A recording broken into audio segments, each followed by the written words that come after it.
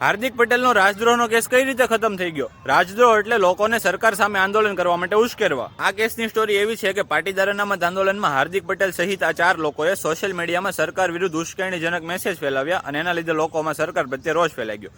એટલા 4 લોકો પર 2015માં રાજદ્રોહનો ગુનો દાખલ થયો. હવે 2025માં સરકારે આ કેસ પાછો ખેંચવા માટે કોર્ટમાં અરજી કરી અને એવું કીધું કે 2022માં સુપ્રીમ કોર્ટે રાજદ્રોહના બધા કેસ ચલાવવા ઉપર સ્ટે આપી દીધો છે, કારણ કે કેન્દ્ર સરકાર પોતે જ કન્ફ્યુઝ છે કે આ કાયદો હોવો જોઈએ કે નહીં. અંગ્રેજોએ આ કાયદો એટલા માટે બનાવ્યો હતો કોઈ એની સામે ન બોલે. આ કાયદો લોકોની સ્વતંત્રતા છીનવે છે, એટલે કેન્દ્ર સરકાર આ કાયદા ઉપર ફરીથી વિચાર કરવા માંગે છે. પછી સરકારી વકીલે એવી આર્ગ્યુમેન્ટ કરી કે આ કેસમાં પબ્લિક પ્રોપર્ટીનું કોઈ નુકસાન નથી, કોઈ હિંસા નથી, ખાલી નોર્મલ સોશિયલ મીડિયામાં મેસેજ ફેલાવવાનો આરોપ છે.